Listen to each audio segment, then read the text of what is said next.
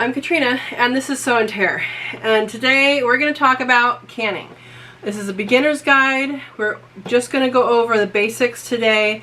Then I'm going to make a playlist about this. This is the first video in the playlist. So let's get started. So what is canning? Canning is a way to, at home, preserve your produce from your garden, your animals that you process, things from the store. So you can buy meat from the store, you can buy vegetables and fruits and all that stuff from the store or from a farmer if you don't already grow it. And it's how you preserve it. So these are the three things I use to can. I used to use just a stock pot. That's just a regular stock pot, okay? I used to use that until just a few years ago. This works as a water bath canner. Now just a few years ago, I did spend some money to get a water bath canner. These are not terribly expensive. It's just that it fits more jars, and you can do taller jars if your stock pot is short like mine is. So in this is a rack. They usually come with racks. If they don't come with a rack, you can make a rack. And in either one of these, in any of these, you need a rack. Now your pressure canner, this is a pressure canner, your pressure canner will likely come with a rack, and the water bath canner likely will come with a rack. Now what do you do if you don't have a rack? You can use a washcloth. That's super annoying if you're wanting to put jars in to make sure it's on there, because the bubbles from boiling keep pushing it up. But it works. It works just fine. You can use a washcloth. You can take the rings from your jars and make a rack. If you tie them together and then put them down inside, you can make a rack. So why do you need a rack? Basically, this prevents the jars from bashing on the bottom of the canner. So I canned for years without any sort of rack, without a washcloth, anything like that. I didn't know. And it was fine for years until one time I broke a bunch of jars, and then I didn't get to eat my pickles. So don't make the mistake that I made. Because a rack is simply, at least in a water bath canner, it's as simple as a washcloth or tying together some of these rings. There are two types of home canning.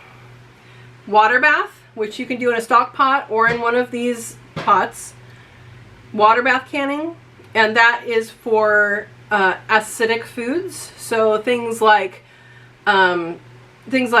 jellies. So these are a whole bunch of different jar types. Things like jellies. This is a juice, another juice. Peaches, so fruits. This is another jelly. Pickles, and there's even fake pineapple, guys, out of zucchini. You can do that. I'm gonna make a video on this summer. I haven't made a video yet. All of that. This is also juice. The half gallon is the only thing you can can it that I know of is juice. So that's that. But the rest of this, from here on over, can be done in a water bath canner. Okay?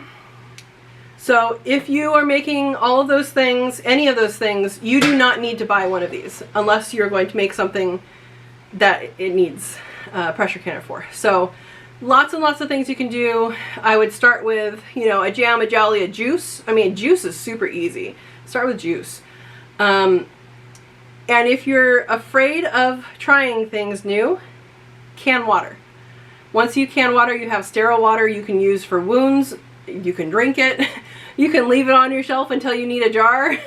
But that will get you the experience you need without wasting food, if you're afraid of doing that. So type 1 is water bath canning. Type 2 is pressure canning. And for pressure canned foods, you definitely need a pressure canner. Not a pressure cooker, a pressure canner. I believe there is one pressure cooker, electric pressure cooker out there that is approved by the USDA. I don't have any experience with it. I wouldn't trust electric just because think about how many updates your phone makes, right? Think about all the calibration you had to make on your electronic thermometers.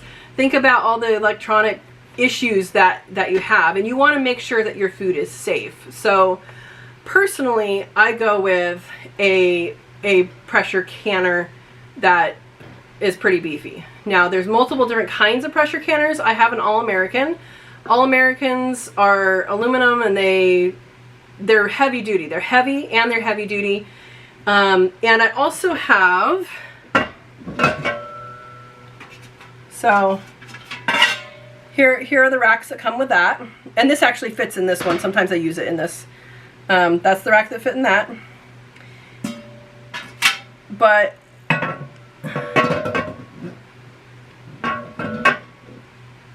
this kind also comes with what's called a jiggler, or a pressure weight. So this ensures that you don't need any further tests. We know how much this weighs. It's always going to weigh what it's going to weigh. So I'm going to put that aside, and we're going to learn about pressure canning and water bath canning in separate videos. This is just an intro of what you need to know, and to get you started. So if you're going to water bath can, either have a big stock pot or have a big have a water bath canner. If you're gonna can things like vegetables, like green beans, tomatoes go both ways. So the instructions have ways to do it both ways. Something interesting about tomatoes is that their acidity has changed over time, as has our growing land and the nutrients and stuff. So yeah, they're different. We'll get to that next. So meats, if you're doing any meats, green beans, beans, chili, soup, bone broth, vegetable broth, any of that kind of thing, you need a pressure canner for. Now here I have beef from the store. I have rabbit that I hot packed. I cold packed the beef. We're going to talk about that in another video. Cold packed quail. I have rabbit soup, chili, and these are all things that I pressure canned in my pressure canner. So let's take these away, and I'll talk to you guys about the basics. So you've decided you're ready to can. What do you need? Okay, you need jars. First of all, you need jars. Now the jars that should be used for canning should be actually canning jars. You need the jar. These jars are made for wet canning, so with wet heat, and that means in the water bath with water, or in the pressure cooker with steam. It's a wet heat, so they should not be put in the oven. They should not be put in the microwave. So mason jars is what you're going to hear. Mason jars, and I would get the 12-pack. I would never buy them individually because they are expensive that way. And so there's a variety of different sizes. As I said before, the half-gallon size is juice only, as far as I know. Someone may check me on that. If they find something different, put in the comments. All the way down to this little tiny jar. So a lot of different varieties. Next, you want to notice what the lids are. So like this one has a metal lid, and this one has a white lid. Now I actually have switched almost entirely over to the white lids, and here's why. The lids you want to get come, if you are doing the first time, just buy a 12-pack from the store and go through that process. You're actually supposed to use a new lid every time when you use this metal lid. And this metal lid has a gummy part right here that actually seals it. The jar goes into that, and it seals with that gummy part. And oftentimes, honestly, they can be reused, but you're not supposed to, because they would have a higher rate of failure. So you're not supposed to reuse them. These are one-time use, okay? Now these come in many different brands. Ball and Kerr are very common. They also are run by the same company. I've heard about 4 jars. I've never used them, but there's a lot of different ones. There's a lot of generic ones that I have heard do not work well. I'm not going to go through any of those tests. You can go to other channels for that. Sutton's Days is a great channel for canning. But I'm not going to go through those tests because I know what I like already, and I don't want to do anything different. Now I do save these off the new jars just in case. Like the other day I had to order more of these because I misplaced them and I had these as a backup. So I do keep these. I also keep the ones that have been used in good shape for vacuum sealing, which is not a canning thing. It's for like dried herbs and dried things, because it works for that. So, and quite frankly, if the seal busts on that, the food's still good. Seal busts on this is not still good. So, you need lids. Okay. I use these white ones, which comes with a separate gasket. Okay. And the reason why I use them from Harvest Guard. Harvest Guard is really good. I actually love them. And their customer service is great. I called them with a question and they got right back to me and talked through and everything. But they're great. Tatler is another one. I would imagine they're similar. I have never used them though, but Harvest Guard was cheaper, so that's what I got. These are reusable. The lids will last you forever, and the gaskets are the only things you need to replace, but you only need to replace them when they wear out. So that is the benefit. Now they are more expensive than the other ones, but they're multi-use, not multi-use, but you can use them many times. So that's what I use. And you know your food is good if you can pick it up by the lid and only the lid and it doesn't come off, okay? You can do that with all of these. So we talked about jars, we talked about lids. There's wide mouth and regular. So this one's wide mouth, this one's regular. And you see they're different. And the only thing that's different, there's 2 things that are different. One, it's just the size. So if you have something large that you want to put in a jar, this one might be better. Other than that, there's no real difference, except you can fit more jars. So like, let's compare the same. This is the same size, but you can fit more jars in your canner with this one, especially the pressure canner, than this one. So you can see they're different heights. So this one's just wider and this one's taller. I don't know if you can see that on there. Yeah. All right, so you need that. You have your jars, you have your lids, and your jars will also come with a ring. You can see none of these are, they're all stored without the ring. The ring is a tool. It's not part of the lid. So we have the lid, the gasket, and the jar. And for the silver ones, we just have the lid and the jar.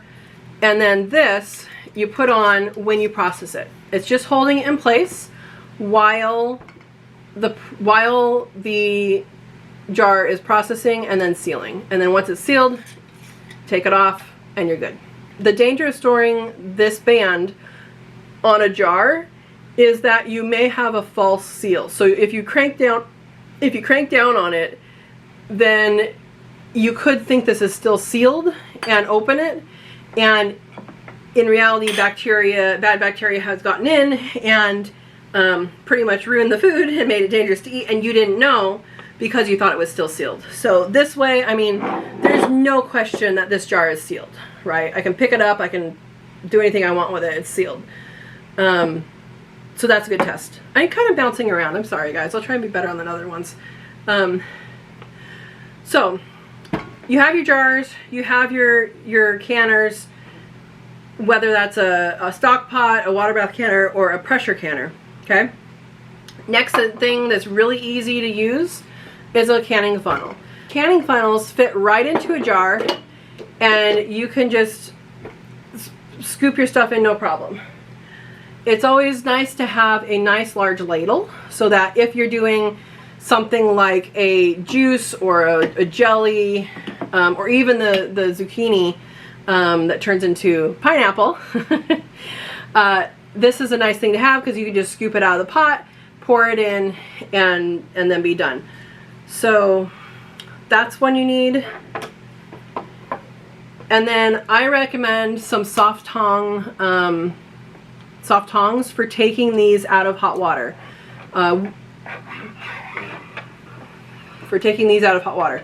We will get to that when we get to the individual canning lesson, but these are great. They do make canning kits, which usually comes with a funnel, one of these, which we'll talk about next, and a like a stick with a magnet on it. And the stick with a magnet on it is great for the metal lids, but it doesn't work on the plastic ones. And this is food grade plastic, so just so you don't worry about that. Yeah, so this is good. And then a canning tongs. I canned for years without canning tongs, and that was a mistake. Once I got canning tongs, like, how easy is it to just pick that up out of the water, right? I was trying to use regular tongs. I was trying to use my fingers with mitts and all that, but it literally just picks everything up. It's super easy, and you don't want to deal with that hot stuff when it comes out. So definitely get this. If you find a kit with the 3 things, go for it. It's going to be worth it. I don't know how much they cost now, but they can't cost that much. I mean, I say that about everything, but then it ends up being that. Next up is sometimes those kits will also come with a long stick with some like stair steps on it.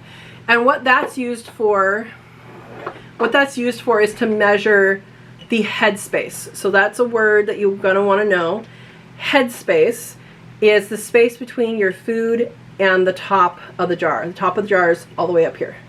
Okay, so this one has about a 1/4 inch headspace. This one's closer to almost an inch. I think it should have been half. Anyway, so you have different headspaces and for different things, and it's from the very, very top. It's from the very, very top down to your food level, and that's a safety thing, and that is to seal it. So I don't have one of those because I know from here to here is about an inch. So I go by estimation. If you're not comfortable with that, then get one of those tools or find another measuring device. But the headspace is what you want to measure. Now, some things you should debubble. What is debubbling? When you put, like, especially like these peaches, when you put these peaches in and you put the water over it, there's going to be air pockets. And you don't want air pockets for a number of reasons, but honestly, if it starts boiling and all that, it could all conglomerate there and go up, and it can cause siphoning. It can cause some other things. So if you have something like this, any of the instructions will tell you what to do, but I would debubble. Now, how do you debubble?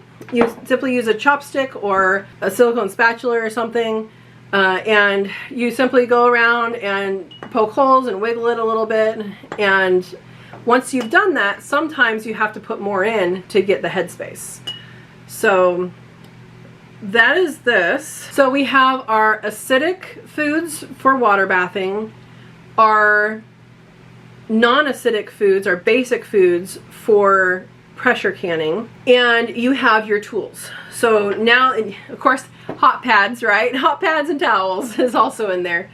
So now that you're ready to go out and get your tools, all of that, and our next lesson we're going to be learning more about water bath canning. Now, water bath canning, like these guys, gets the temperature of the center of the jar, center of the food, up to a certain temperature and kills bad bacteria with temperature.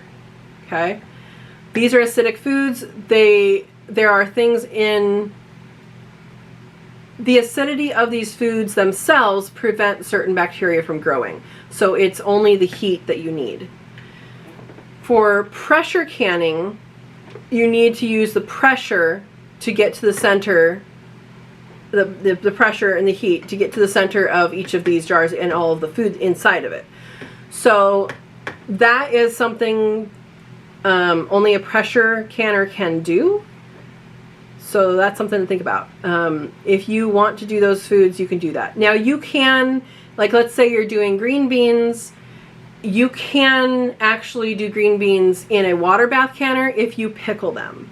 So anything pickled, so like these are pickles, these are cucumbers right here. I've also pickled zucchini, and this is zucchini right here, which is a basic food, but it is acidified with the pineapple juice and the lemon juice that's added. So you want to make sure if you're using a water bath canner that you are actually having enough acid in your food. So we'll talk about that later. And then with the pressure canning, it's the pressure, and we'll talk about pressure canning in a separate video as well. Okay, I hope I didn't dump too much on you guys. I hope it was organized. I may have to reorganize it post filming this.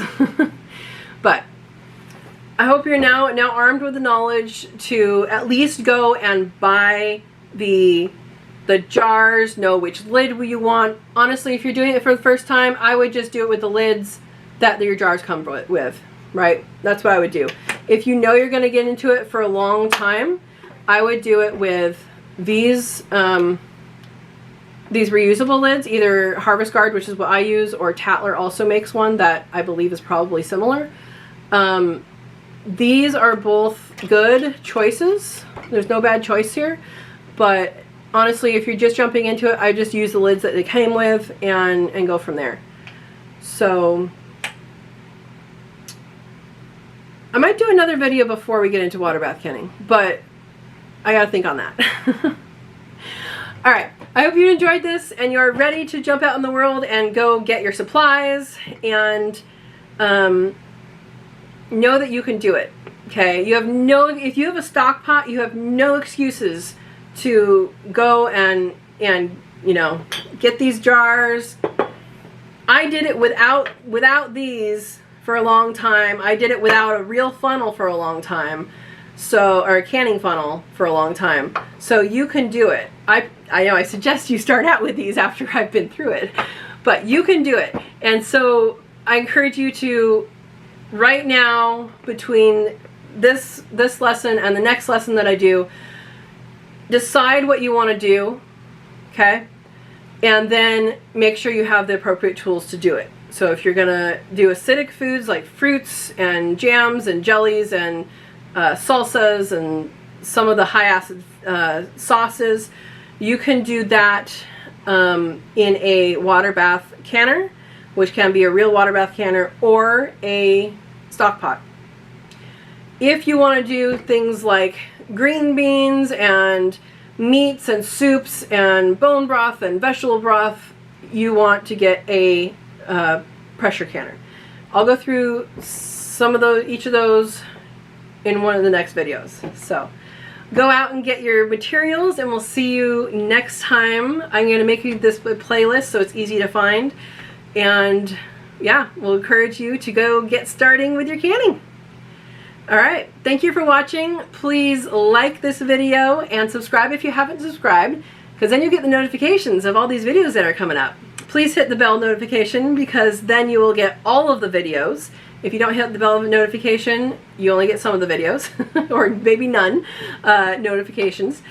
And so, yeah, share this with a friend who either cans or is on the fence about canning or wants to learn more about how to do it and be encouraged, because that is what I'm here to do. All right. Have a wonderful day, and thank you for watching.